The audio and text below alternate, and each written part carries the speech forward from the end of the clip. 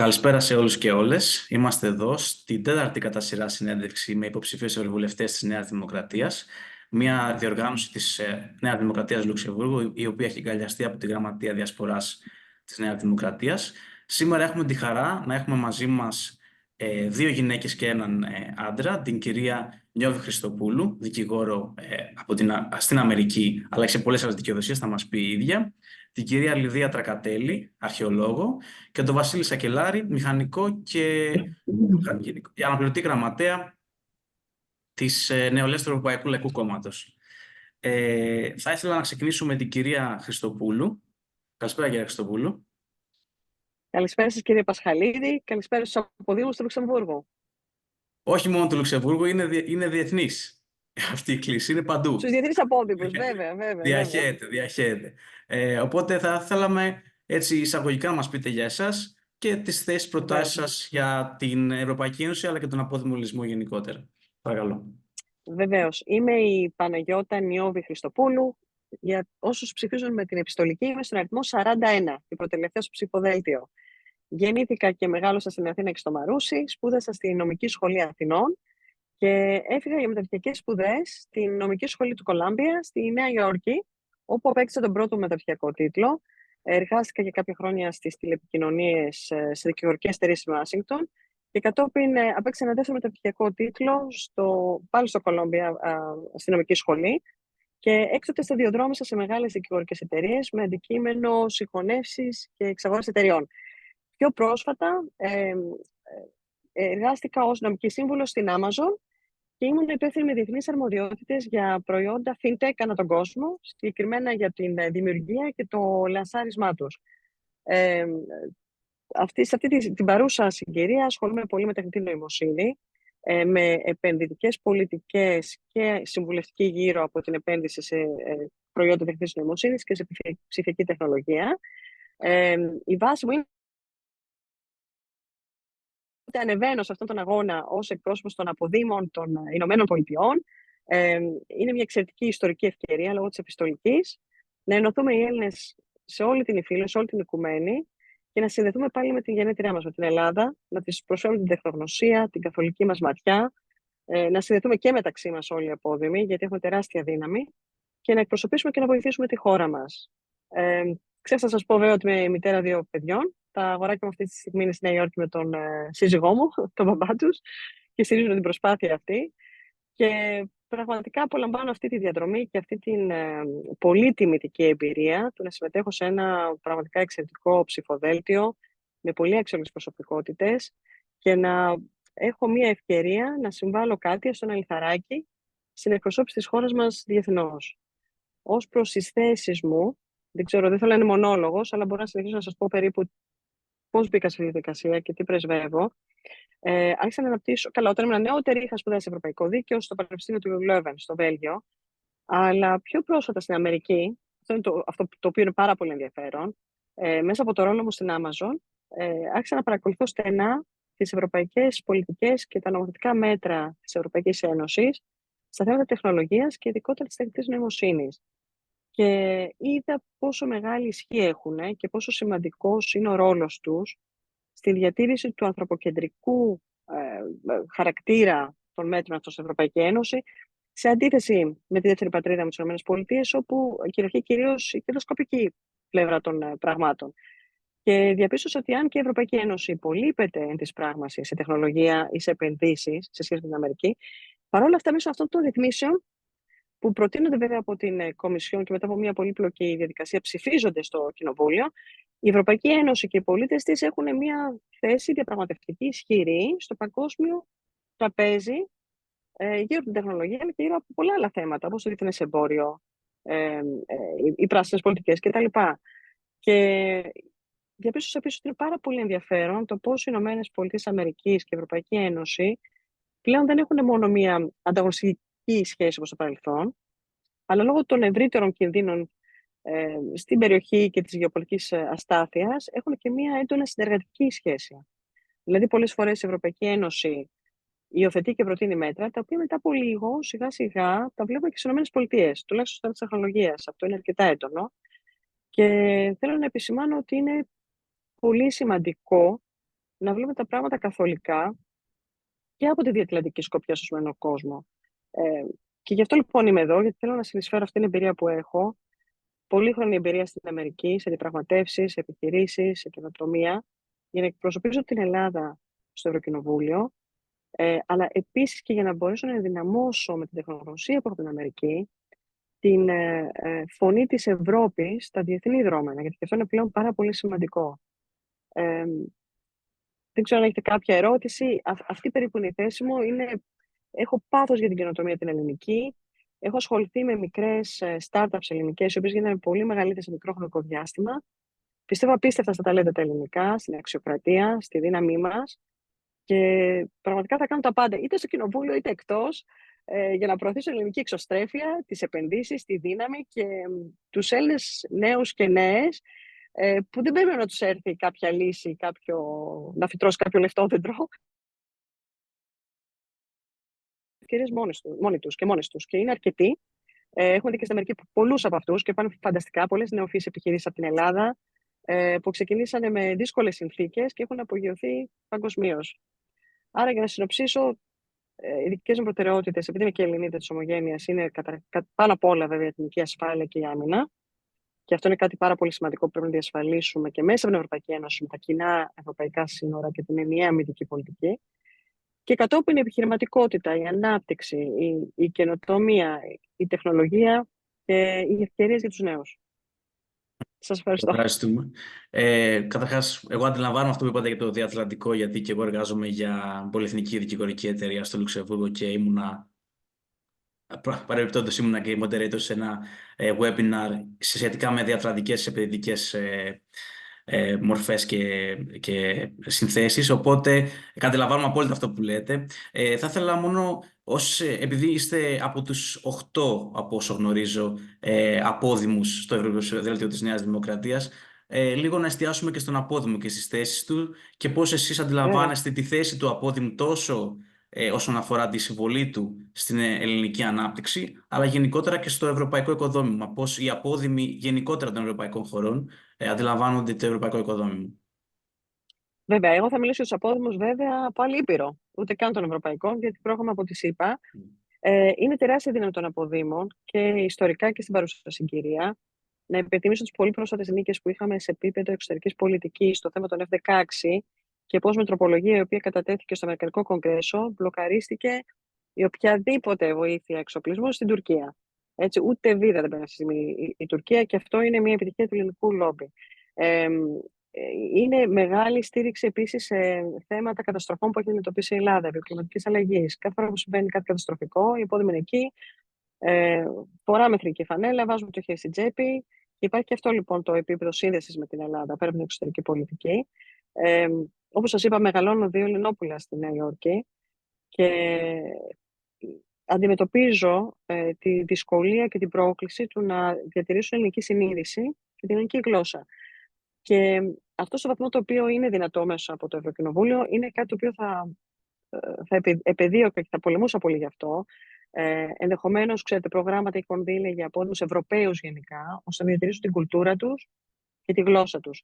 Είναι κάτι το οποίο χρειαζόμαστε, ειδικά στην Αμερική που είναι μια άλλη ήπειρος και δεν έχουμε το πλεονέκτημα, ξέρετε, της σύνδεσης με την Ευρώπη που έχετε εσείς. Είμαστε μια κατηγορία απόδημων που είμαστε ακόμη πιο απομακρυσμένοι γεωγραφικά και είναι εξαιρετικά σημαντικό να αξιοποιήσουμε κάθε εργαλείο για να διατηρήσουμε την ελληνική γλώσσα και την ελληνική παιδεία, την ιστορία μας και την ελληνική κουλτούρα μέσα από επιμορφωτικά προγράμματα στις ΗΠΑ. Επίσης, είναι εξαιρετικά σημαντικό για τους ομογενείς Αμερικής, επίσης για τον ίδιο λόγο, γιατί μας χωρίζει ένας Ατλαντικός, να έχουν καλύτερη στήριξη σε θέματα καθημερινότητας, όπως είναι όλα τα θέματα που ανακύπτουν κατά καιρούς, φορολογικά, ακίνητα, γιατί πιο πολύ έχουμε περιουσίες και συγγενείς στην Ελλάδα, αλλά θα χρειαζόμαστε νομίζω καλύτερη στήριξη σε αυτά τα θέματα στην Αμερική και μια πιο άμεση σύνδεση. Το πρώτο βήμα έγινε, θεωρώ πραγματικά συγκλονιστικό το ότι ψηφίστηκε και εφαρμόζεται επιστολική ψήφος, αλλά δεν πρέπει να το αφήσουμε εδώ, πρέπει να το χτίσουμε, το αφήγημα αυτό και να το κάνουμε πράξη και να χτίσουμε γύρω από αυτό μια πραγματική πλατφόρμα οικουμενικού ελληνισμού και με πρακτικές εκδοχές του τι αυτό συμβαίνει και με συμβολικές και με πολιτικές. Ωραία. Παρατήρησα επίσης ότι σε κάθε συνέντευξή μας υπάρχει τουλάχιστον ένας υποψήφιος ο οποίος είναι από το αυτοκίνητο, οπότε σας Ναι, καλή δύναμη στον αγώνα όλων σας. Να ανοίξω λίγο ευχαριστώ το πολύ. floor για κάποια ερώτηση στην κυρία Χριστοπούλου από τους εκπροσώπους από Δήμο Ελληνισμού που έχουμε μαζί μας στην κλίση. Αν υπάρχει κάποιος μπορεί να ξεκινήσει να μιλήσει κατευθείαν. Ωραία. Καλησπέρα σας, Ναι. καλησπέρα Γεια σου, Μιχάλη. Μαδάμ. Ευχαριστώ πολύ για την πρόσκληση. Καλή επιτυχία εύχομαι, κυρία Χριστοπούλου. Ονομάζομαι Μιχάλης Αράπης Σας και είμαι ο ευχαριστώ. πρόεδρος της ΕΚΟ Επιστημόνων Ηνωμένου Βασιλείου και έχουμε μαζί μας και αρκετά μέλη μας εδώ και στελέχη και φίλους από την οργάνωσή μας και στηρίζουμε την εξαιρετική προσπάθεια που κάνει ο Αδάμ και η πολύ σκληρά εργαζόμενη Νέα Δημοκρατία Λουξεμβούργου. Ήθελα να σας συγχαρώ για όλα όσα κάνατε και μακάρι όλα όσα οραματίζεστε και θέλετε να πετύχετε, να μπορέσετε να έχετε δυνατότητα να τα πετύχετε. Αυτό που ήθελα απλά να ρωτήσω είναι, υπήρχε ένας σχετικός προβληματισμός, θα έλεγα, για τα χαμηλά νούμερα που είχαμε στην Αμερική και στον Καναδά, σε ό,τι αφορά τον αριθμό των συμπατριωτών μας που εγγράφτηκαν για να ψηφίσουν με επιστολική ψήφο. Προφανώς το 85% ήταν εδώ πέρα από Ευρώπη, τα μεγαλύτερα νούμερα βέβαια ήταν Γερμανία και Ηνωμένο Βασίλειο βέβαια. Ήθελα απλά να ρωτήσω, εσείς γνωρίζετε πολύ καλά την ανθρωπογεωγραφία, τι θα μπορούσε ενδεχομένως να κάνει καλύτερα πιθανόν και το Υπουργείο Εσωτερικών την επόμενη φορά ή και στο διηνεκές, ειδικά άμα μπορέσει και περάσει και η νομοθεσία ούτως ώστε να μπορεί να επεκταθεί η επιστολική ψήφος και στις εθνικές εκλογές, ούτως ώστε η Ομογένεια να έχει μεγαλύτερη και πιο δυναμική παρουσία. Ευχαριστώ πολύ. Σας ευχαριστώ για την ερώτηση. Είναι γεγονός ότι άργησε κάπως η εφαρμογή του μέτρου, γιατί υπήρχε και κάποια δυσκολία στην ψήφιση του στο Κοινοβούλιο, λόγω της αντιπολίτευσης. Είχε δοθεί μια μάχη, οπότε υπήρχε. Ξέρετε, είναι η γνωστή ελληνική ιστορία αυτή. Είναι κάποια θέματα στα οποία θα έπρεπε να είμαστε λίγο πιο ενωτικοί, αλλά δυστυχώς η αντιπολίτευση είχε παίξει τον ρόλο της. Άργησε λοιπόν η ψήφιση του μέτρου αυτού και άρχισε και η εφαρμογή του. Οι Ηνωμένες Πολιτείες και ο Καναδάς, όπως είπα, απέχουν έναν ωκεανό από την Ευρώπη. Οπότε ήταν πραγματικά ηρωική και γενναία η προσπάθεια του να συνδεθούν σε τέτοιο επίπεδο μέσα σε περίπου ένα τρίμηνο, νομίζω. Ήταν πάρα πολύ σύντομο χρονικό διάστημα. Και θα έλεγα ότι παρόλα αυτά, εγώ είμαι πάρα πολύ αισιόδοξη. Είναι το πρώτο βήμα. Είναι χαμηλές οι εγγραφές, αλλά είναι πραγματικά μια ιστορική στιγμή. Ήταν πολύ μικρό το χρονικό διάστημα και πιστεύω στις εθνικές θα έχετε πολύ μεγαλύτερη συμμετοχή. Αυτό που θα έπρεπε να γίνει όμως για την επόμενη φορά και από εδώ και πέρα θα ήταν να εμπλέκουμε τους ομογενείς της Αμερικής και του Καναδά και της Αυστραλίας, παρεμπιπτόντως, σε πιο συστηματική βάση και όχι πριν τις εκλογές. Είναι το πρώτο βήμα, πρέπει να ανοίξει ο διάλογος και οι εκδηλώσεις όπως είναι δικές σας, είναι εδώ τις τοπικές του Λουξεμβούργου, είναι εξαιρετικές. Μπορούμε να κάνουμε πιο πολλές διαδικτυακές, να ενωθούμε με τους ομογενείς και οι ομογενείς να ενωθούν με τους Έλληνες της γενέτειρας σε συστηματική βάση και όχι μόνο προεκλογικά. Και είμαι σίγουρη ότι η επόμενη φορά θα είναι πολύ πιο πετυχημένη να γίνει αυτό, ώστε να έρθει αυτός ο πληθυσμός πιο κοντά στην Ευρώπη και στην Ελλάδα. Έτσι κι αλλιώς κάθε αρχή και δύσκολη θα πω εγώ και προφανώς είναι κάτι το οποίο ένα μεγάλο βήμα για τον απόδημο ελληνισμό, γενικότερα η επιστολική ψήφος, και μακάρι να επεκταθεί και στις εθνικές εκλογές μετά τις ευεκλογές. Εμείς σαν Νέα Δημοκρατία Λουξεμβούργου κάναμε και μια δράση πριν τις συνεντεύξεις αυτές, που είναι ουσιαστικά να ενημερώσουμε για τη διαδικασία εγγραφής, και σε αυτή τη δράση παράλληλα θέλαμε να φέρουμε και κοντά όλες τις οργανώσεις εξωτερικού. Κάτι πετύχαμε, αλλά σίγουρα θα πρέπει να επεκταθούμε και περισσότερο, και αυτό το έχω θέσει σαν σκέψη και στον γραμματέα, τον κύριο Φόρτωμα. Θα γίνει εφόσον περιοθούν οι ευρωεκλογές για να γίνονται τα πράγματα ουσιαστικά οργανωμένα. Εκεί τώρα, θα είμαι λοιπόν, για να σας βοηθήσω πάντως, σε ό,τι θέλετε. με πολύ χαρά. Και έχοντας λοιπόν γνωρίσει μια καταξιωμένη απόδημο δικηγόρο, να περάσουμε σε μια εξίσου καταξιωμένη επιστήμονα αρχαιολόγο, την κυρία Λιδία Τρακατέλη. Καλησπέρα, κυρία Τρακατέλη. Γεια σας. Πριν ξεκινήσετε, θα πω το εξής. Εμείς 28 Απριλίου, σαν Νέα Δημοκρατία Λουξεμβούργου, επανασυσταθήκαμε. Θα ήθελα να αναφέρω ότι η κυρία Τρακατέλη έστειλε ένα χαιρετισμό για να μας ευχηθεί καλή επιτυχία, και θα ήθελα να το αναγνωρίσω και να το καταθέσω και σε αυτές τις συνεντεύξεις. Οπότε, κυρία Τρακατέλη, καλώς ήρθατε. Ένα σύντομο βιογραφικό για εσάς και τις θέσεις σας και για τον απόδημο ελληνισμό, αλλά και την Ευρωπαϊκή Ένωση γενικότερα.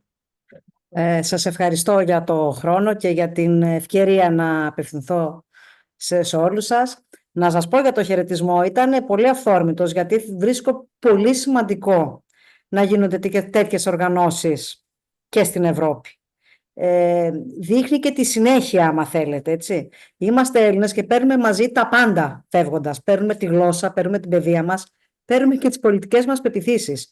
Και ο καλύτερος τρόπος είναι πολλές φορές έτσι να οργανωθούμε για να μπορούμε να δικτυωθούμε. Τελικά είμαστε μια γειτονιά στην Ευρώπη. Δεν είναι κάτι μακρινό. Λοιπόν, εγώ είμαι η Τρακατέλη Λιδία, το νούμερο 37 στην επιστολική ψήφο, που όπως λέω είναι περίπου τα χρόνια μου χωρίς το ΦΠΑ.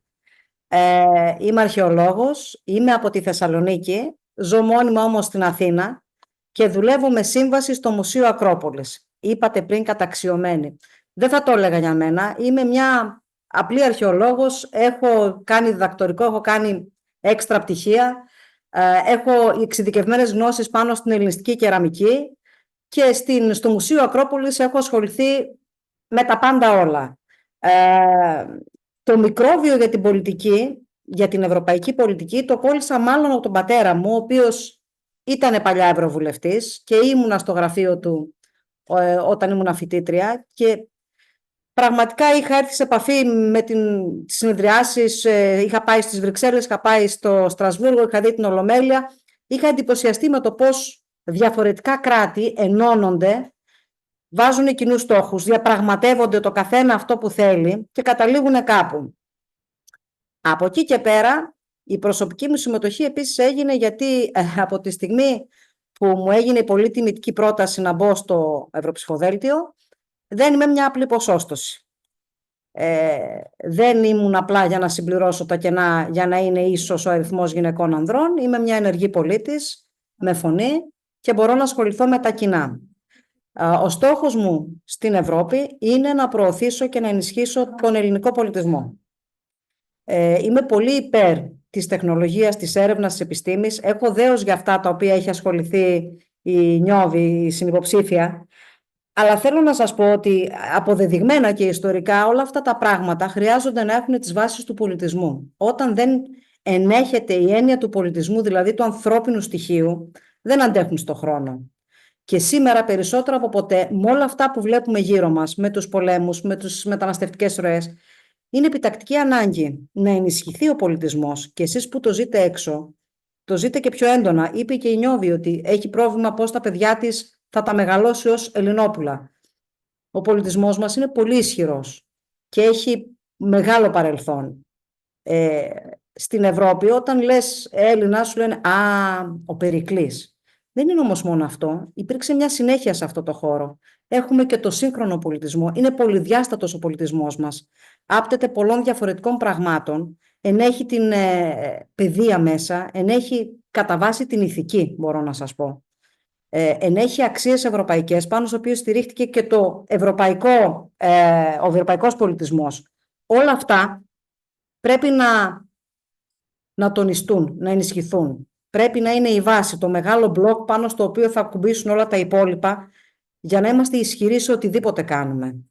Οι Έλληνες δεν είναι μόνο στην Ελλάδα, οι Έλληνες είναι σε όλο τον κόσμο. Και ακριβώς επειδή ξέρουμε την αξία του πολιτισμού μας, την προωθούμε, την ενισχύουμε.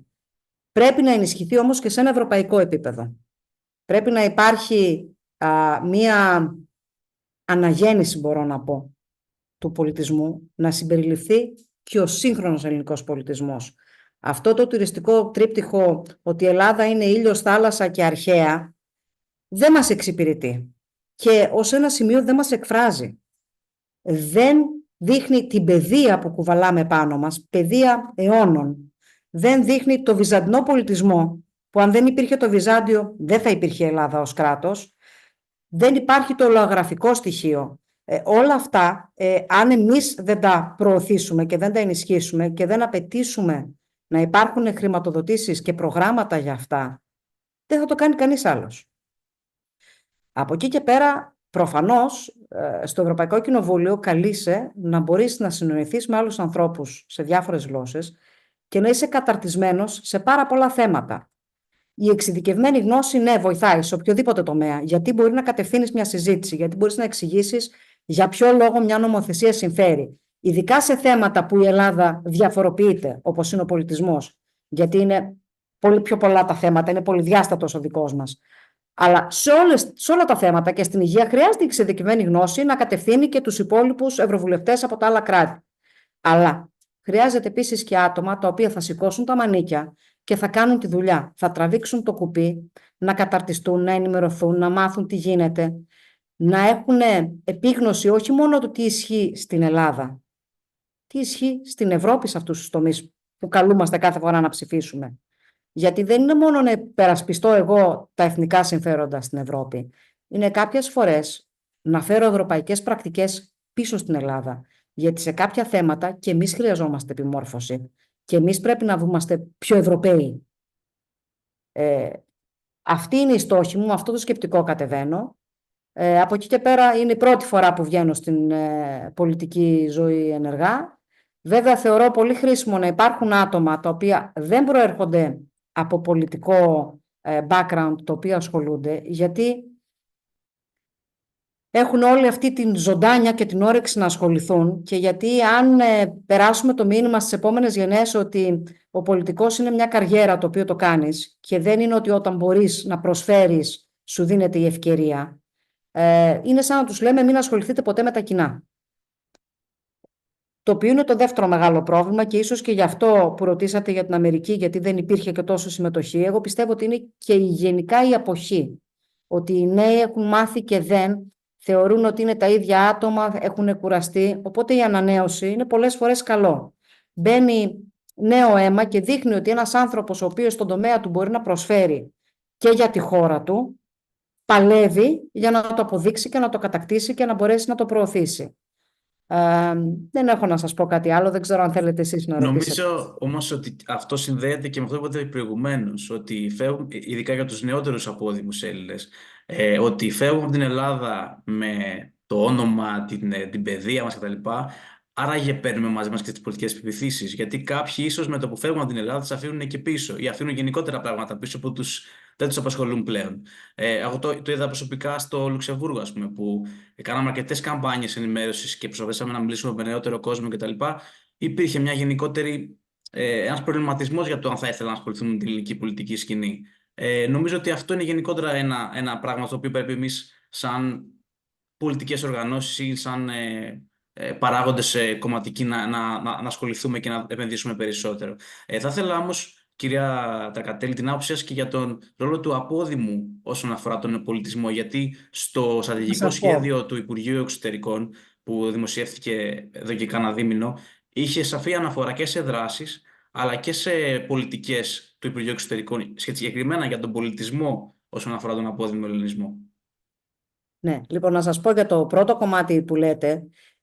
Κοιτάξτε, η πραγματικότητα είναι ότι υπάρχουν ίσως δύο κατηγορίες ανθρώπων που φεύγουν. Είναι αυτοί που φεύγουν και ενδέχεται να ξαναγυρίσουν και είναι αυτοί που φεύγουν, κάνουν οικογένειες, ριζώνουν και δεν θα γυρίσουν. Θα μείνουν εκεί. Είναι λίγο παράλογο να πετούμε και από τα παιδιά μας να έχουν ακριβώς αυτό που είχαμε εμείς, γιατί ζουν σε άλλες συνθήκες όταν ζουν έξω. Είναι λογικό δηλαδή ένα παιδί το οποίο μεγαλώνει στο Λουξεμβούργο να ενδιαφέρεται πιο πολύ για την πολιτική σκηνή του Λουξεμβούργου από ό,τι για της Ελλάδας. Από εκεί και πέρα, αυτό το οποίο θεωρώ εγώ ότι πρέπει να περάσουμε όλοι στα παιδιά μας είναι ότι δεν είναι θέμα παράταξης, ιδεολογίας. Είναι θέμα ενασχόλησης με την πολιτική και του τόπου σου που προήλθες και του τόπου στο οποίο ζεις. Πόσο μάλλον όταν αυτοί οι δύο τόποι ανήκουν στη μεγάλη ευρωπαϊκή οικογένεια. Οι πολιτικές δηλαδή που εφαρμόζονται οριζόντια σε όλα τα κράτη-μέλη, αγγίζουν και τη μια χώρα και την άλλη. Άρα αφορούν και τη μια χώρα και την άλλη. Τώρα για το δεύτερο το ζήτημα που είπατε, ναι, η αλήθεια είναι ότι οι απόδημοι στην Ελλάδα είναι ένα μεγάλο κομμάτι και θέλουν να τους στηρίξουν, γι' αυτό και έγινε η υποστηλική ψήφος. Για μας είναι πάντα τα παιδιά που φύγανε.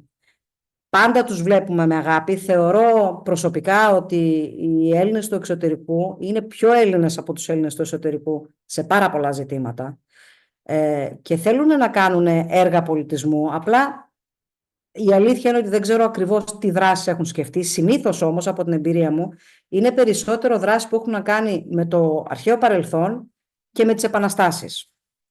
δεν προωθείται και θα έπρεπε ίσως να προωθηθεί και ο σύγχρονος πολιτισμός ως ανταλλαγές παιδιών από τα καλλιτεχνικά σχολεία, παιδιών τα οποία είναι σε φεστιβάλ και να μπορούν και να έρθουν Ελληνόπουλα εδώ, να υπάρχουν.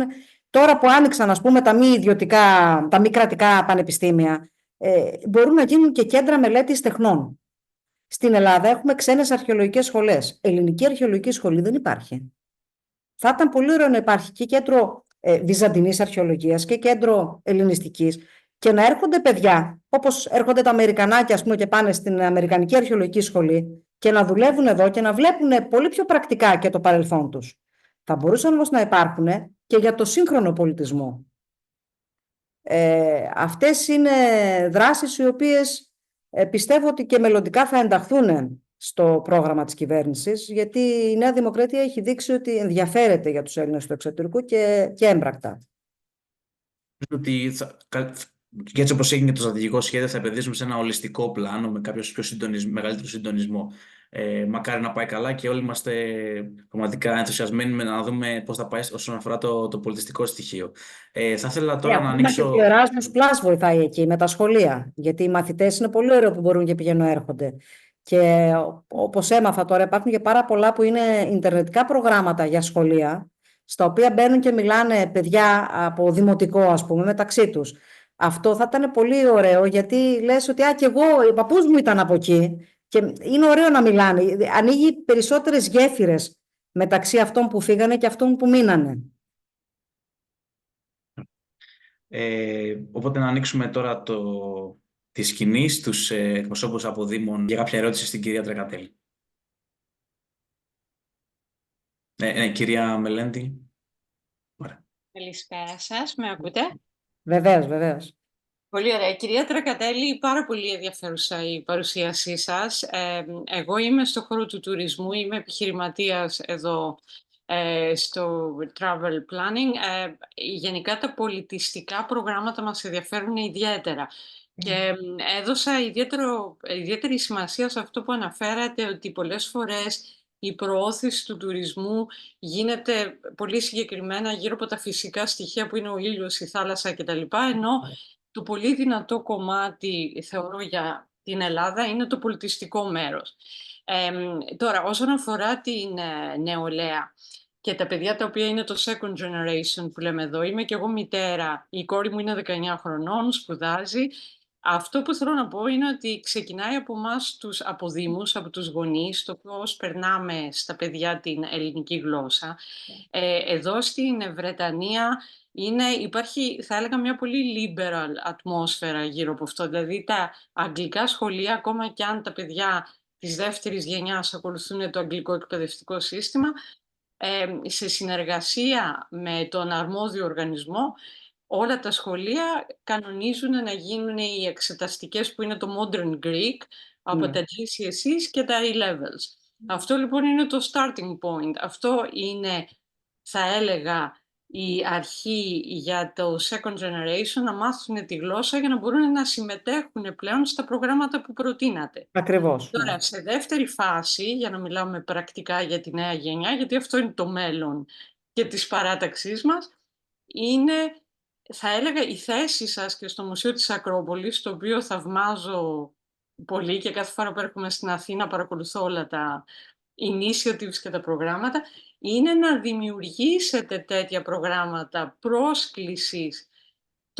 θα έλεγα, των παιδιών των ομογενών, των αποδήμων. Δηλαδή αυτό ίσως θα ήταν ένα πάρα πολύ ωραίο incentive και για την Αμερική, που μιλούσαμε πριν, που όπως ανέφερε και η κυρία Χριστοπούλου, δεν πρέπει να θυμόμαστε την Αμερική ή την Αυστραλία ή όλα τα overseas destinations μόνο πριν τις εκλογές.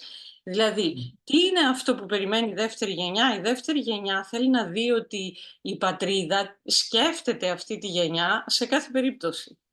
Και όχι μόνο για τις εκλογές. Άρα είναι η εκπαίδευση.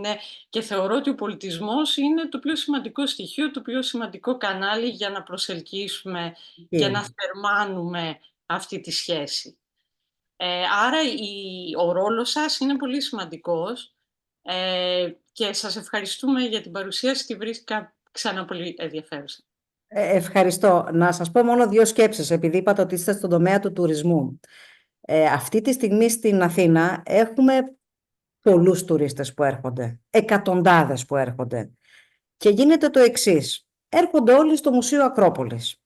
Αυτό πάει να πει ότι και η κατάσταση αρχίζει και γίνεται και για τους ντόπιους λίγο δύσκολη.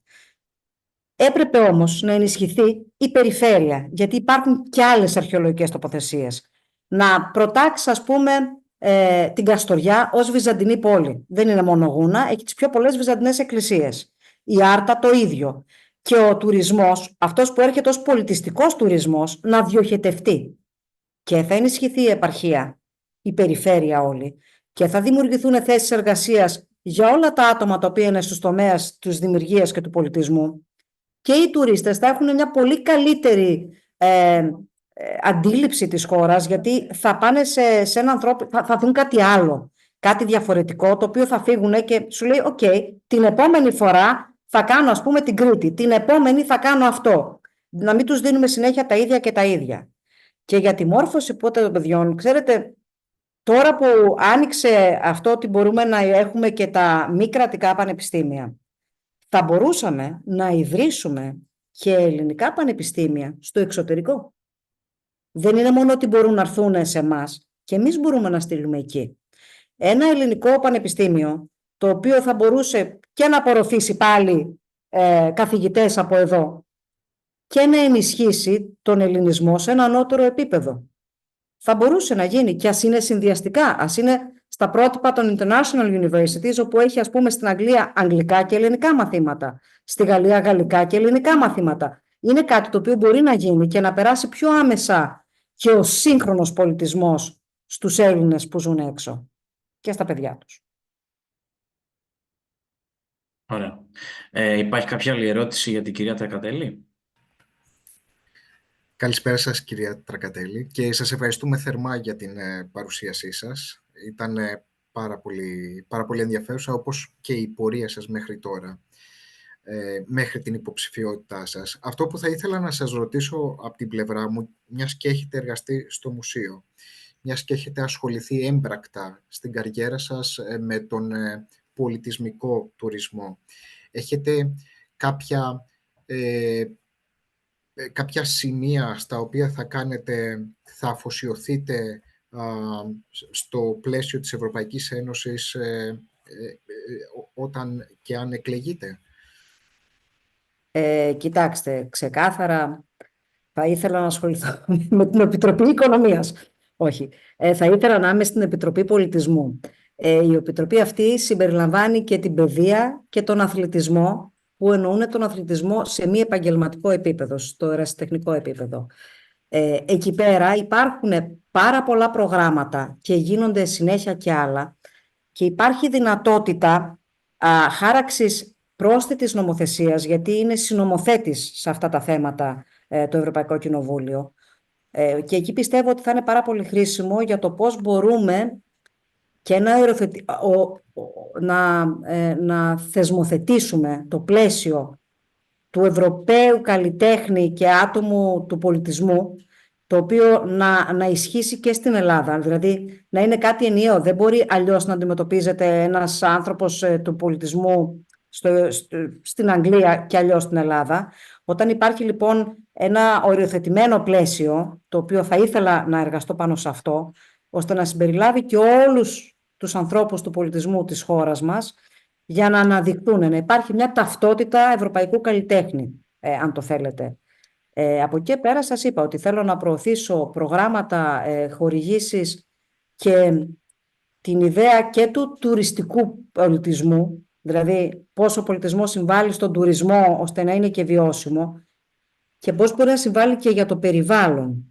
Γιατί μπορεί να γίνει όχημα ο πολιτισμός για να έχουμε μια περιβαλλοντολογική αντίληψη. Τι είναι αυτό που και μία από τις δύο επιτροπές που δικαιούμαι να είμαι ως βασική επιτροπή, θα ήθελα οπωσδήποτε να είναι η Επιτροπή του Πολιτισμού. Η άλλη θα ήθελα να είναι του περιβάλλοντος, γιατί θεωρώ ότι είναι αλληλένδετα. Το έχω πει πολλές φορές ότι δεν υπάρχει πολιτισμός που να μπορεί να αναπτυχθεί χωρίς το φυσικό χώρο γύρω του. Από εκεί και πέρα, Σας είπα ότι θεωρώ ότι ακόμα και η καινοτομία και η έρευνα χρειάζονται στη βάση του τον πολιτισμό, γιατί ο πολιτισμός έχει τον άνθρωπο στο κέντρο του. Και με αυτή τη λογική θέλω να πορευτώ σε όλες τις αποφάσεις, κοιτάζοντας δηλαδή λίγο ανθρωποκεντρικά την νομοθεσία και όχι ψυχρά και όχι στεγνά σε ένα επίπεδο τεχνοκρατικό. Σας ευχαριστώ Ωραία. πολύ. Ευχαριστούμε και εμείς, κυρία Τρακατέλη. Και εδώ σε αυτό το σημείο να κάνω και μια γέφυρα με την πρώτη μας συνέντευξη, όπου ο κύριος Εξαδάκτυλος έκανε ειδική μνήμα στον πατέρα σας. Να μιλήσουμε τώρα με τον Βασίλη Σακελάρη. Ο Βασίλης είναι και αυτός απόδημος, μηχανικός το επάγγελμα και διατελούσε ή διατελεί ακόμα, φαντάζομαι, αναπληρωτής γραμματέας στην νεολαία του Ευρωπαϊκού Λαϊκού Κόμματος. Καλησπέρα, Βασίλη. Καλώς ήρθες. Λοιπόν, κάποια βιογραφικά στοιχεία από σένα και τις προτάσεις θέσεις σου για τον απόδημο ελληνισμό. Τον έχεις ζήσει κι εσύ, όπως και εμείς, και για την Ευρωπαϊκή Ένωση γενικότερα, μέσα από τη σκοπιά και ενός νέου στην νεολαία του Ευρωπαϊκού Λαϊκού Κόμματος. Ωραία. Και αρχικά να απολογηθώ για την καθυστερημένη είσοδό μου. Καταλαβαίνεις ότι είμαι από εδώ και από εκεί αυτή την περίοδο. Ήμουνα στο Αμίντεο πιο πριν, μόλις έφτασα Θεσσαλονίκη. Ήμουνα σε ένα μικρό event. Και πριν τα χρόνια ήρθα στο πατρικό μου. Χαίρομαι πολύ. Λοιπόν, να είμαι πιο συνοπτικός και να το δούμε καλύτερα και με ερωτήσεις για ό,τι νομίζετε. Λοιπόν, εγώ έχω σπουδάσει μεταλλιολόγος μηχανικός στο Εθνικό Μετσόβιο Πολυτεχνείο. Μετά τη στρατιωτική μου θητεία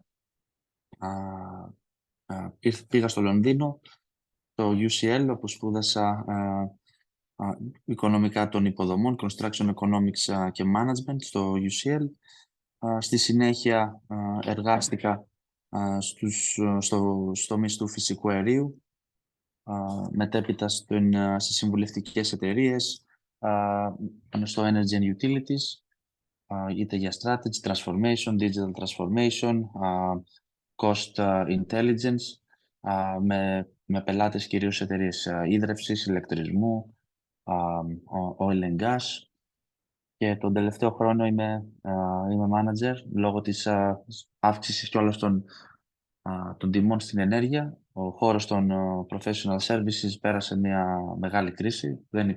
Πολλά από τα πιο long-term projects σταματήσαν. Οπότε πρέπει να είσαι ευέλικτος. Πήγα σε ένα πελάτη για να αποφύγω και το redundancy. Είναι πράγματα τα οποία συμβαίνουν. Είμαι στον οργανισμό αυτή τη στιγμή των Βρετανικών αυτοκινητοδρόμων. Είμαι manager, η ομάδα μου έχει να κάνει με cost intelligence, δηλαδή με δύο φύγες, προσπαθώ να χρησιμοποιήσω τις ελληνικές λέξεις, τρόπους να κάνουμε πιο αποδοτικό τόσο τα project, τα κατασκευαστικά project, τόσο και τον ίδιο τον οργανισμό. Παράλληλα, είμαι 6 χρόνια, 6 χρόνια τα οποία είναι εργασιακής εμπειρίας. Ο ένας ήταν το μεταπτυχιακό, σχεδόν 7 τώρα το Σεπτέμβριο θα κλείσει το Ηνωμένο Βασίλειο. Παράλληλα, έχω αναπτύξει πολιτική δράση που είναι έντονα συνυφασμένη με την Ευρωπαϊκή Ένωση. Από παλιά, από την εποχή που σπούδαζα στην Αθήνα, εκπροσωπούσα τη φοιτητική παράταξη της Νέας Δημοκρατίας, τη Δάγμα του Φουκού, την φοιτητική παράταξη στη φοιτητική οργάνωση του Ευρωπαϊκού Λαϊκού Κόμματος, του European Democrat Students. Εκεί εξελέγει 2 συνεχόμενες φορές ως αντιπρόεδρος. Και μετά ήμουνα στο Πολιτικό Συμβούλιο της ΟΝΕΔ, τομέα Αρχικοινωνίας, στο εκτελεστικό γραφείο ως αναπληρωτής γραμματέας διεθνών σχέσεων και πλέον ως υπεύθυνος διεθνών σχέσεων. Δεύτερη φορά εξελέγει στο Διοικητικό Συμβούλιο της Νεολαίας του ΕΛΚ, αυτή τη στιγμή ως αναπληρωτής γραμματέας. Συνοπτικά, εκεί πέρα πέρυσι η ΟΝΕΔ βραβεύτηκε, να σας πω, ως η οργάνωση με την καλύτερη συμβολή σε ζητήματα ψηφιακής μετάβασης και πράσινης μετάβασης. Ήταν ένας στόχος τον οποίο είχα θέσει ήθελα η οργάνωσή μας να μην εκπροσωπεί απλά τη χώρα, να μην παρίσταται απλά, αλλά να μην, ας το πω έτσι, δρά μόνο όταν θίγονται τα συμφέροντά μας, γιατί πάντα είμαστε ενεργοί όταν είχαμε να κάνουμε τα εθνικά θέματα, ξέρετε, να περάσουμε ψηφίσματα με καταδίκες. Θέλω να περνάμε ψηφίσματα τα οποία αφορούν και τις άλλες χώρες, τα οποία είναι και εμπροστοβαρή, είναι και θετική ατζέντα, ώστε και μετά πολύ πιο εύκολα να περνάμε και τα δικά μας συμφέροντα, να δείχνουμε ότι είμαστε ενεργοί, ότι ενδιαφερόμαστε για το σύνολο, έτσι ώστε και όταν χρειάζεται να υπερασπιστούμε αμιγώς εθνικά δικά μας συμφέροντα, οι άλλοι πολύ πιο εύκολα να είναι υποστηρικτικοί. Αυτό πιστεύω είναι κιόλας και ο λόγος που μου έγινε, όχι αυτό συγκεκριμένο, μια καλή πορεία και συστηματική ενασχόληση με το ευρωπαϊκό κομμάτι της νεολαίας Νέας Δημοκρατίας. Ήταν και η αφορμή και ο πρόεδρος της ΟΝΕΒ και ο πρωθυπουργός να μου κάνει την πρόταση να είμαι ένας εκ των εκπροσώπων της ΟΝΕΒ στο Ευρωψηφοδέλτιο. Ο πρωθυπουργός να αποδεχτεί την πρόταση. Πιστεύω ότι αυτό που κομίζω είναι η καλή γνώση της ανθρωπογεωγραφίας μέσα στο Ευρωπαϊκό Λαϊκό Κόμμα, στην νεολαία του ΕΛΚ. Πάρα πολλοί συνάδελφοί μου είτε βρίσκονται σε διάφορα πόστα στο Ευρωκοινοβούλιο, είτε στις εθνικές κυβερνήσεις. Αυτό μπορώ να το φέρω στη Νέα Δημοκρατία, μπορώ να το φέρουμε για τις ανάγκες της χώρας μας, ξέρουμε πώς να προσεγγίσουμε, ξέρουμε πώς να δουλεύουμε για να παράξουμε διάφορα ψηφίσματα, ξέρουμε να κάνουμε debate, να υπερασπιζόμαστε τα εθνικά μας συμφέροντα, ενώ ότι αυτή είναι χρήσιμα, είναι skills τα οποία είναι transferable, που λέμε, είναι μεταφερόμενα, μπορούν να χρησιμοποιηθούν όταν μας επιλέξει και οι πολίτες. Συμπληρώνεται και από μια εργασιακή εμπειρία σε ένα διεθνές περιβάλλον, πάνω σε ζητήματα που χρειάζονται και μια τεχνική γνώση.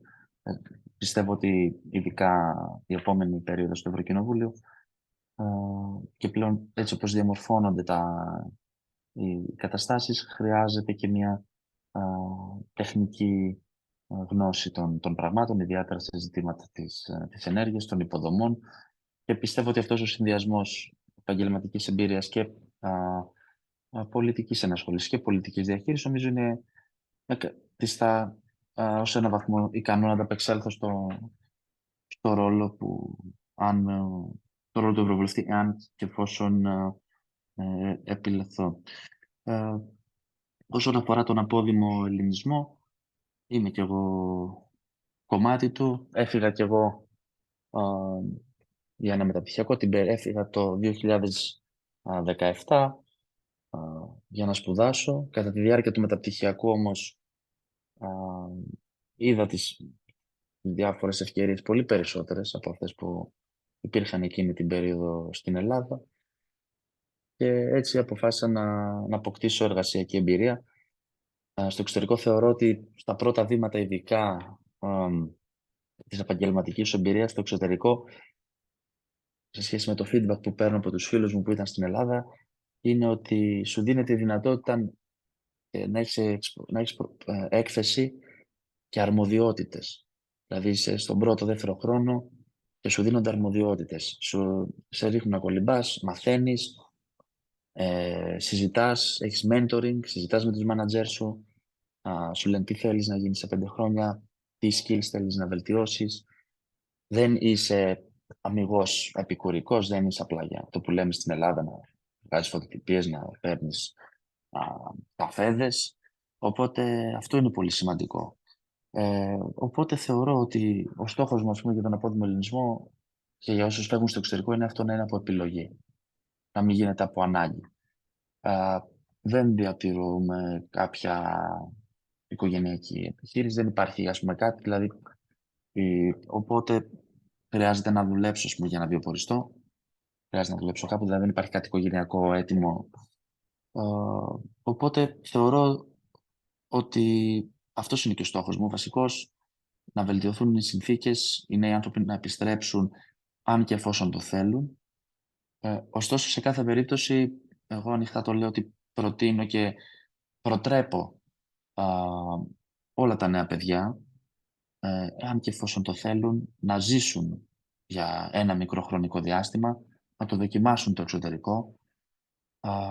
Μαθαίνεις πολλά, αρχικά σε προσγειώνει. Και θα πω και τι ρόλο έπαιξε το εξωτερικό στο χαρακτήρα μου. Σε προσγειώνει γιατί νιώθεις ξαφνικά δεν είσαι στο μικρό κόσμο που ήσουν, έτσι, στον προστατευμένο κόσμο και είσαι στο πουθενά. Μα βλέπεις ότι την εικόνα που είχες πλάσει και για τον εαυτό σου δεν είναι μάλλον έτσι. Υπάρχουν άνθρωποι που έχουν κάνει 100 φορές περισσότερα πράγματα από σένα. Είναι επίσης προσιτοί, προσγειωμένοι. Θα φας τις φαλιάρες όπου λέμε, θα τριφτείς, αλλά στο τέλος της ημέρας θα πάρεις την απαραίτητη αυτοπεποίθηση και η οποία είναι πολύ σημαντική. Να νιώσεις ότι έκανες και 1, 2, 3 πράγματα μόνος σου. Μόνος σου τελείως, αν επιτρέπετε, δεν θέλω να είμαι αγνώμων.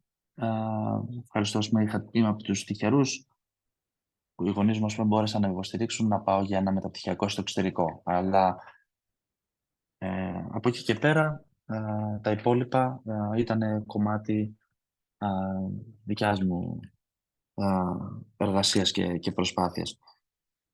Οπότε αυτό θεωρώ ότι αυτός είναι ο στόχος μου. Από εκεί και πέρα κομμάτια για τον απόδημο ελληνισμό θέλω να είναι πιο ενεργά συνδεδεμένος με την Ελλάδα. Θέλω να υπάρχουν πολλά λαμπρά μυαλά έξω.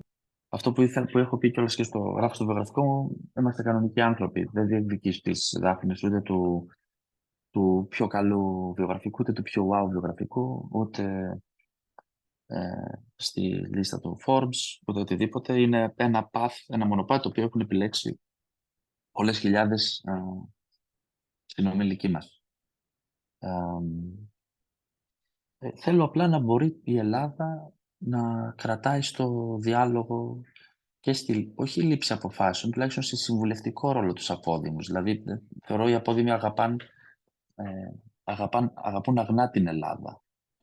Είναι ικανοποιημένοι με πολύ λιγότερα από την Ελλάδα από όσοι πολλοί φαντάζονται, ειδικά όσοι είναι συνειδητά στο εξωτερικό. Δηλαδή, έχω φίλους, παραδείγματος χάρη, μου λένε, δουλεύω σε αυτό το τομέα, θα ήθελα να αμυστεί προφανώς, να μπορέσω να πω τις απόψεις μου για αυτό το κομμάτι, για π.χ. τα υπεράκτια αιωλικά πάρκα. Θέλουν να νιώσουν ότι τους σκέφτεται η χώρα. Ικανοποιούνται όταν η χώρα θα πηγαίνει καλά, όταν πηγαίνουν στη δουλειά τους ή συναντιούνται με τους φίλους τους και δεν είναι πρώτο θέμα στα μέσα ενημέρωσης για αρνητικό λόγο. Και αυτό το βίωσα κιόλας από το 2013 14 που έβγαινε στο εξωτερικό για το EDS, για τη φοιτητική παράταξη του EPP, πώς αυτό μέχρι τώρα, μέχρι το 24, άλλαξε, πόσες διακυμάνσεις πέρασε, που πλέον από το 19 και μετά η χώρα αντιμετωπίζεται αλλιώς. Στην Αγγλία πλέον αντιμετωπίζεται αλλιώς. Κάποτε πήγαινε ο Βαρουφάκης, θυμάστε πολύ καλά, και τα παιδιά εδώ από το Ηνωμένο Βασίλειο, στην Downing Street, με το Πέτσινα, για να κάνει show. Τώρα πώς μπορεί ο Πρωθυπουργός να συναντιέται και με τον Βασιλιά, να συζητάνε ζητήματα, να τίθενται τα θέματα και της επιστροφής και της συνεργασίας σε άλλη βάση. Οπότε αυτό θεωρώ είναι πολύ σημαντικό, να μείνει ανοιχτός ένας διάβλος με τους αποδήμους. Είναι, πιστεύω, η αρχή η επιστολική ψήφος. Είναι κάτι το οποίο τους κρατάει συνδεδεμένους. Σίγουρα υπάρχουν πολλά περισσότερα που μπορούν να γίνουν. Σίγουρα μπορούν να γίνουν επιτροπές. Σίγουρα μπορεί να εκμεταλλευτεί όλο αυτό το ανθρώπινο δυναμικό. Θέλει να συμβάλλει, θέλει να πει τη γνώμη του. Δηλαδή, και πιστεύω ότι και οι οργανώσεις, οι δικές σας παιδιά, βοηθούν σε αυτό, να φέρουν σε επαφή τους ανθρώπους, να μεταφέρουν τις προτάσεις τους στην Ελλάδα. Και από εκεί πέρα, όταν αφορά την Ευρώπη, να κλείσω κιόλας για να μην σας καθυστερώ. Οι τομείς που θέλω να ασχοληθώ όσον αφορά τους νέους είναι η στεγαστική κρίση. το θεωρώ πολύ μεγάλο πρόβλημα και ζώντας στο Λονδίνο το έχω αντιμετωπίσει. Απλά στο Λονδίνο η διαφορά είναι ότι χρόνο με το χρόνο, ας πούμε, έχεις και μία, ας πούμε, ορατή μισθολογική βελτίωση, είτε αλλάζοντας δουλειά, είτε... Οπότε αυτό απαλύνει κάπως τα πράγματα, ωστόσο τα πρώτα χρόνια σου, στον πρώτο χρόνο σου, στο δεύτερο, δίνεις πολύ μεγάλο μέρος του διαθέσιμου εισοδήματός σου και αυτό σημαίνει και και σε άλλες μεγάλες πόλεις Ευρωπαϊκής Ένωσης. Οπότε αυτό έρχεται και σε ένα σημείο με την ασφάλεια. Γι' αυτό είναι το κομμάτι που θέλω να δω, για την ασφάλεια στις πόλεις. Δεν είναι αυτονόητη πια. Και ήταν και ένα μεγάλο ποσοστό νέων επαγγελματιών και στην Αθήνα και στην Ευρώπη, γιατί μιλάμε για ευρωεκλογές, ειδικά στην αρχή της καριέρας του, δίνει μεγάλο ποσοστό του διαθέσιμου εισοδήματός του για να μείνει όχι σε περιοχές οι οποίες θεωρούνται πώς, αλλά αρκούνται ως ασφαλείς. Δηλαδή απλά να είναι ασφαλείς και αυτό είναι ένα ζήτημα. Οπότε είναι αυτά τα δύο ζητήματα τα οποία θέλω να ασχοληθώ. Είναι η ενεργειακή μετάβαση, δηλαδή με έναν τρόπο δίκαιο, με έναν τρόπο ο οποίος θα διατηρήσει την ανταγωνιστικότητα της Ευρώπης,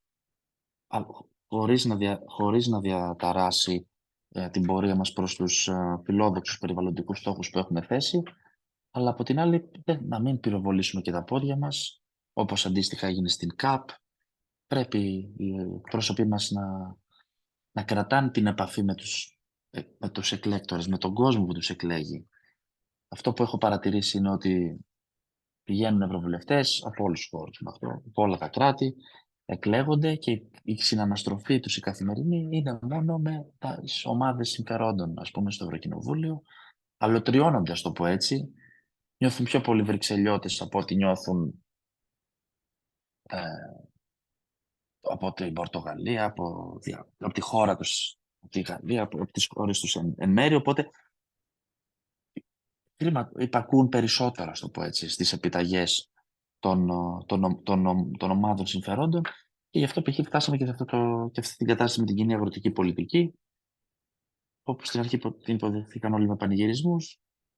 Εντάξει, προφανώς υπάρχει ευθύνη των πρασίνων σοσιαλιστών και της αριστεράς. Το Ευρωπαϊκό Λαϊκό Κόμμα, οι κυβερνήσεις που έχουν Ευρωπαϊκό Λαϊκό Κόμμα ήταν αυτές οι οποίες δώσανε αλλαγές, πρωτοστάτησαν για κάποιες αλλαγές. Είναι ζητήματα που πρέπει να δούμε. Είναι και αυτό μέσα στα ζητήματά μου. Επίσης, στα θέματα τα οποία θέλω να δείξω, να κρατήσουμε την επαφή με τις χώρες. Δηλαδή, ο Ευρωβουλευτής πρέπει να μην κόβει γέφυρες με τη χώρα.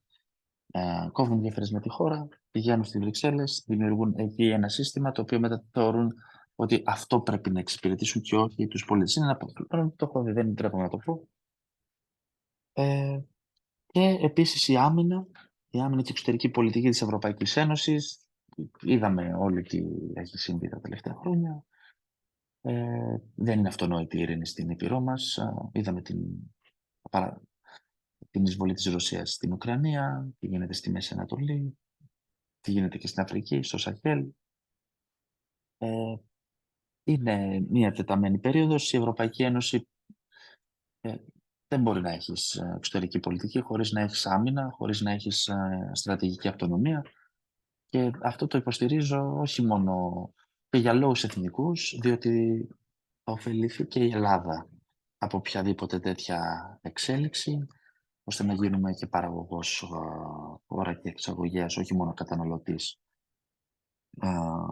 αμυντικών προγραμμάτων, θα βοηθήσει την ελληνική οικονομία και από τη χαλάρωση, έτσι, και από το ομόλογο για τους εξοπλισμούς και από το γεγονός ότι δεν θα συμπεριλαμβάνεται στον προϋπολογισμό οι επενδύσεις για τα έξοδα για την άμυνα. Είναι πολύ σημαντικό αυτό.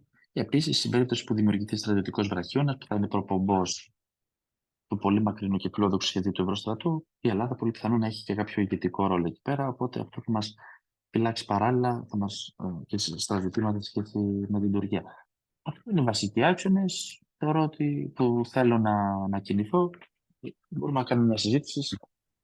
Εννοείται ότι θέλετε. Εγώ θα ήθελα, ευχαριστούμε Βασίλη, θα ήθελα μια ερώτηση η οποία με καίει από την προηγούμενη, με καίει, την έχω στο μυαλό μου και από την προηγούμενη ομιλήτρια με την κυρία Τρακατέλη, όσον αφορά την πολιτική ενεργοποίηση των νέων και τη συμμετοχή εν τέλει στις ευρωεκλογές σε ευρωπαϊκό επίπεδο, όχι μόνο σε ελληνικό.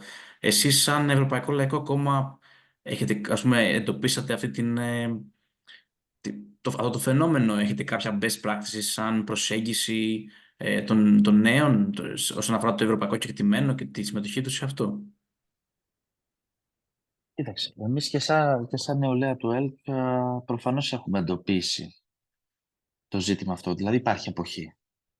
Ειδικά και στις ευρωεκλογές δεν είναι ελληνικό φαινόμενο.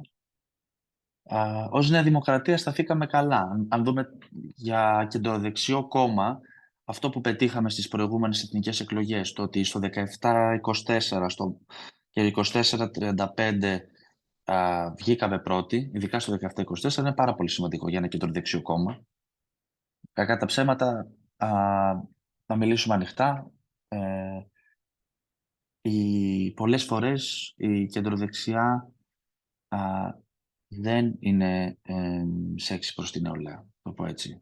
Γιατί είναι πολλές, ειδικά είναι η παράταξη η οποία θα πει αλήθειες, θα απευθυνθεί πρώτα στο μυαλό του πολίτη και έπειτα στην καρδιά. Δηλαδή είναι η παράταξη της υπευθυνότητας. Ο τρόπος με τον οποίο θα κάνουμε τους νέους να έρθουν πιο κοντά, αυτό που έχουμε πει είναι, και είχαμε κάνει και μια καμπάνια, είναι να απεμπολίσουμε τις κακές πρακτικές που διώχνουν τους νέους. Δηλαδή δεν μπορούμε να αλλάξουμε τις θέσεις μας, δεν μπορούμε να τάξουμε ανεμελιά. Όταν έταζε ο Τσίπρας τη κατάργηση της βάσης του 10, αν βγει από την επόμενη μέρα, εμείς τάζαμε όχι το 10. Δηλαδή δεν θα χαϊδέψουμε αυτιά των παιδιών, των νέων. Εμείς αυτό που πρέπει να κάνουμε και αυτό που έχουμε κάνει και έχουμε προτείνει από την πλευρά της νεολαίας του Ευρωπαϊκού Λαϊκού Κόμματος είναι να αλλάξει η πολιτική συμπεριφορά. Δηλαδή διαφάνεια, λογοδοσία, ένα πολιτικό ήθος. Αυτά είναι οι βασικοί πυλώνες που όταν δεν τηρούνται διώχνουν τους νέους, κάνουν τους νέους να αποστρέφονται την πολιτική.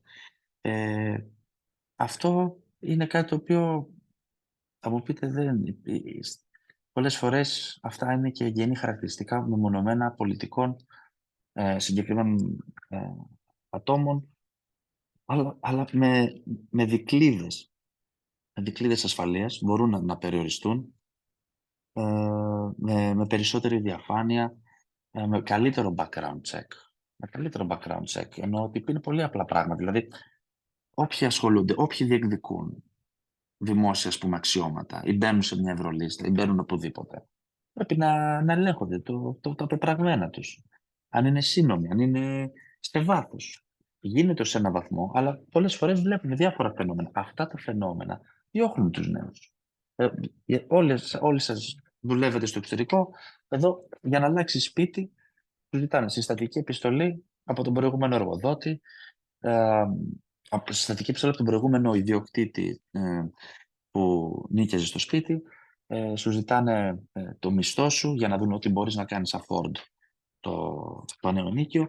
Ενώ, δηλαδή, οπότε καλές πρακτικές θα έλεγα αυτό. Περισσότερη διαφάνεια, περισσότερη έλεγχη όσον αφορά τους ανθρώπους που ασχολούνται με την πολιτική και αναλαμβάνουν δημόσια αξιώματα. Ξέρω το σημείο πως σε κάθε συνεντευξιαζόμενο να ανοίξουμε το floor για ερωτήσεις από τους εκπροσώπους απόδημου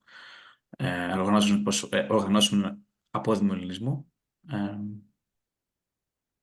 Υπάρχει κάποια ερώτηση για τον Βασίλη, κυρίες και κύριοι? Δεν βλέπω κάτι. Απλά να ευχηθούμε στο Βασίλη καλή επιτυχία βεβαίως. Χαιρόμαστε πάρα πολύ που έχουμε έναν πρόσωπο της ελληνικής ομογένειας που ζει εδώ πέρα στο Ηνωμένο Βασίλειο. Βρίσκεται στην Ευρωλίστα της Νέας Δημοκρατίας. Είχαμε τη χαρά να να το συναντήσουμε, πιο πρόσφατα κιόλας και στην Βασιλόπιτα που είχαμε κάνει ως οργάνωση, και ένας από τους λόγους νομίζω που αρκετά μέλη μας που βλέπω ότι βρίσκονται σήμερα εδώ, βεβαίως στηρίζουν και κάθε προσπάθειά σου, Αδάμ, και της Νέας Δημοκρατίας Λουξεμβούργου, αλλά ειδικά βλέπω εδώ πέρα ότι είναι όλα μέλη μας, οι περισσότεροι που έχουν έρθει, και ένας από τους λόγους ήταν βέβαια ότι συμπαθούν πολύ το Βασίλη, και είναι πάρα πολύ έτσι όμορφο αυτό. Τον άκουγα πολύ προσεκτικά, με το μεστό του έτσι, σοβαρό, όμορφο λόγο, να εξηγεί αρκετά ζητήματα, και πιστεύω ότι είναι στην κατάλληλη θέση ως άνθρωπος να μπορέσει να μας εκπροσωπήσει επάξια, αν υπάρχει βεβαίως αυτή η δυνατότητα από τον ελληνικό λαό. Σε κάθε περίπτωση όμως, είναι πολύ σημαντικό το γεγονός ότι το κόμμα και ο πρόεδρος, ο κ. Μητσοτάκης, δίνει τη δυνατότητα σε τόσο νέους ανθρώπους να μπορούν να βγουν, να προβληθούν, να έχουν δημόσιο βήμα και να τοποθετηθούν, διότι αυτό δεν είναι και μια διαδικασία εύκολη, ούτε είναι αυτόματη, ούτε είναι κάτι το οποίο μπορεί πάντα να γίνει με την πρώτη φορά. Εδώ πέρα, με τα βρετανικά κόμματα, ακόμη ας πούμε και πρώην πρωθυπουργοί, είτε του Εργατικού Κόμματος είτε του Συντηρητικού, τους είχαν βάλει υποψηφίους σε αρκετές εκλογικές αναμετρήσεις, ας πούμε, πριν μπορέσουν να εκλεγούν έστω και πρώτη φορά βουλευτές. Δηλαδή δεν είναι και ένα απλό πράγμα. Είναι πολύ σημαντικό όμως ένας άνθρωπος να βγαίνει, να μπορεί να μιλάει, να τον μαθαίνει το κοινό, και σιγά σιγά έτσι να μεταλαμπαδεύει τις θέσεις του και τις γνώσεις του, και θα χαρούμε, εν πάση περιπτώσει, να τον καμάρωσουμε και στο Ευρωκοινοβούλιο, αλλά και να τον συναντήσουμε και άλλες φορές στο Λονδίνο. Σε αυτό το σημείο να ευχαριστήσω όλες και όλους για την συμμετοχή Ευχαριστώ τους. πολύ και εγώ για τα καλά σας λόγια.